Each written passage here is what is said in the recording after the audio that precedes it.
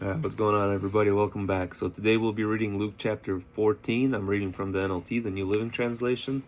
Without further ado, let's go ahead and dive in. Luke chapter 14. Jesus heals on the Sabbath. One Sabbath day, Jesus was in the home of the leaders of the Pharisees. The people were watching him closely because there was a man there whose arms and legs were swollen. Jesus asked the Pharisees and experts in religious law, "Well, is it permitted in the law to heal people on the Sabbath day or not?" When they refused to answer, Jesus touched the sick man and healed him and sent him away. Then he turned to them and asked, "Which of you doesn't work on a Sabbath? If your son or your cow falls into a pit, don't you proceed at once to get him out?" Again, they had no answer. Jesus teaches about humility. When Jesus noticed that all who had come to the dinner were trying to sit near the head of the table, he gave them this advice. If you're invited to a wedding feast, don't always head for the best seat. What if someone more respected than you has also been invited? The host will say, "Let this person sit here instead." Then you will be embarrassed and will have to take whatever seat is left at the foot of the table. Do this instead. Sit at the foot of the table. Then when your host sees you, he will come and say, "Friend, we have a better place than this for you." Then you will be honored in front of the other guests. For the proud will be humbled, and the humble will be honored.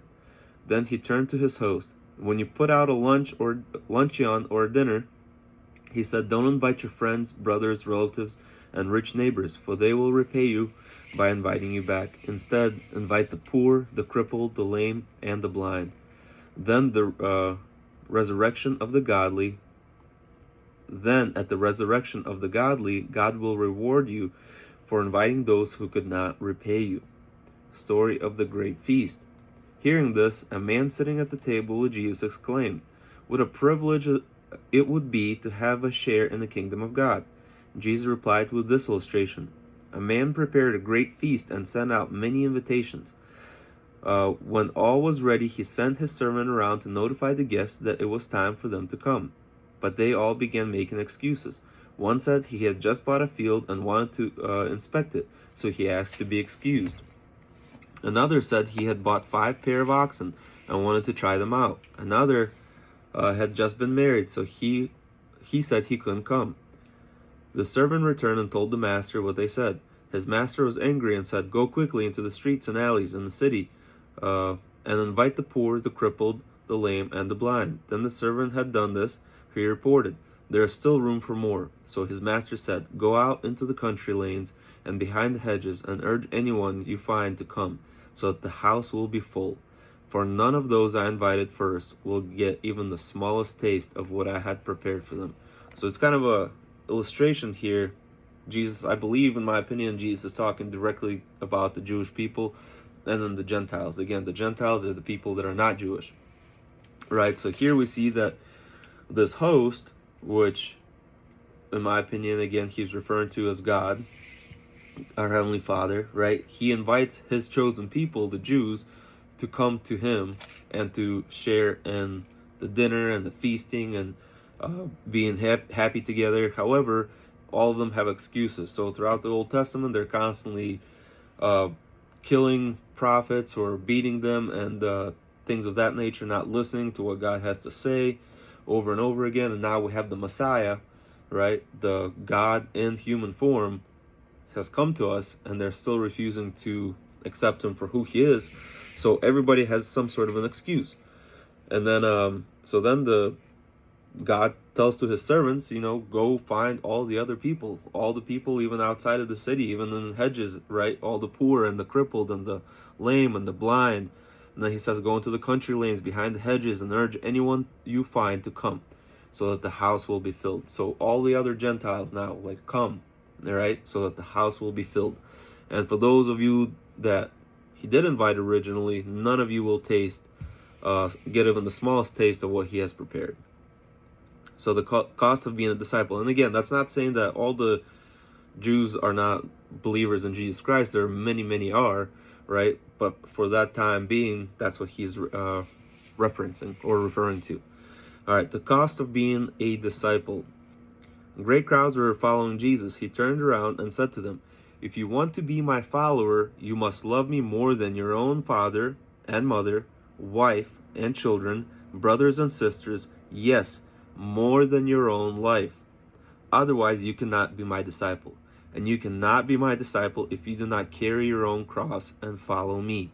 What does Jesus mean? In my opinion, what he means by, well, for one, yes, you have to love God more than anything in the world.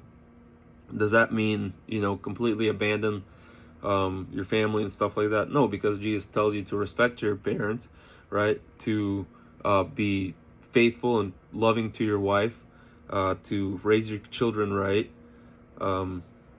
He does not say to abandon them all for his sake, but if he's calling you to go do something for him, then that must be your priority. He should always be your priority. What does he mean when he says, and you cannot be my disciple if you do not carry your own cross and follow me?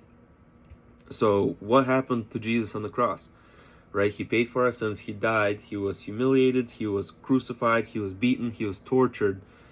So if you're not willing to pick up, not necessarily literally meaning pick up the cross, but figuratively meaning if you're not willing to endure hardships for Christ, then you cannot be his disciple.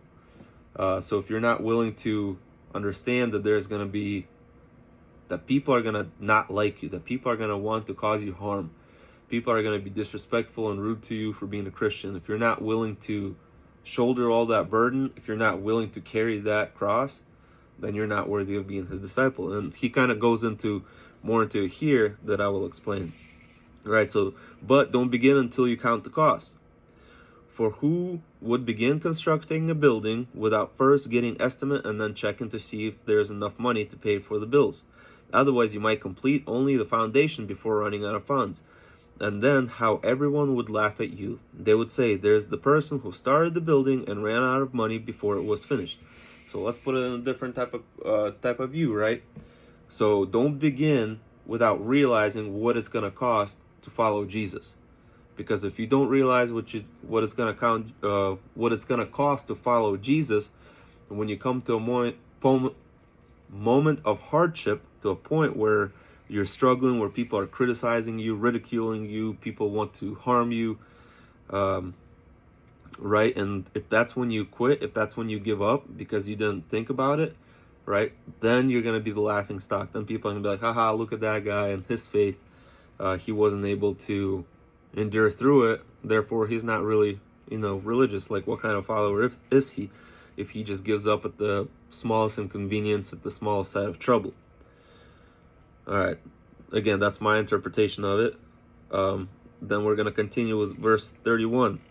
Or what king would ever dream of going to war without first sitting down with his counselors and discussing whether his army of 10,000 is strong enough to defeat the 20,000 soldiers who are marching against him? If he is not able, then while the enemy is still far away, he will send a delegation to discuss terms of peace. So no one can become my disciple without giving up everything for me. So again, we kind of see here that the king first needs to sit down and understand what he's facing before he commits to it, right? Same thing to you for your personal journey with Christ. You have to sit down and understand what it's going to cost you to be true disciple. And then he says, so no one can become my disciple without giving up everything for me. You have to be willing to give up everything for him. Not necessarily, that does not mean, some people think that, well, they hear it and think like, all right, well, then God wants me to abandon my family and abandon myself and abandon everybody that I love and everything else like that. That's not what he's saying. He said that you should be willing to if he's asking you to. Does not mean that he's going to ask you to. All right, God is loving. He's not going to tell you to, just abandon your family, abandon your kids, abandon your wife, abandon your mother and your brother and your sister and your father and stuff like that, and then just go do whatever. Right? He will provide for you. He will provide for your family. And if you love him, you're going to love those that are close to you. You're going to love other brothers and sisters in Christ just as much. Right? He's not going to take that away. Again, in my personal opinion. Salt is good for seasoning, but if it loses its flavor, how do you make it salty again? Flavorless salt is good neither for soil nor for fertilizer. It is thrown away. Anyone who is willing to hear should listen and understand. What does he mean? Again, salt is good for seasoning. right? If salt loses its flavor, it's no longer good. If you're a Christian and you lose that light that shines through you, that is from God, that is from Christ, that flavor, right? If you lose it, it is no longer good. Jesus also says that some will come to me, and there's lukewarm Christians, right? And he said you have to be either hot or cold. You either have flavor or you don't have flavor, right? If you're lukewarm, he's going to spit you out of his mouth. Okay, so if you lose your flavoring, if you lose that light, if you lose that shine that comes through you because of Christ, it's going to be thrown away. Anyone who's willing to hear should listen and understand. Anyways, that's it for Luke chapter 14. Thank you guys so much if you stuck around this long. Next, we'll be reading Luke chapter 15. As always, I love you. God bless you and your families. Don't forget to pray for those that you love, for the world, for all the other Christians around the world. The world is looking pretty wild right now. But anyways, God bless you guys. I hope I see you in the next video. Take care.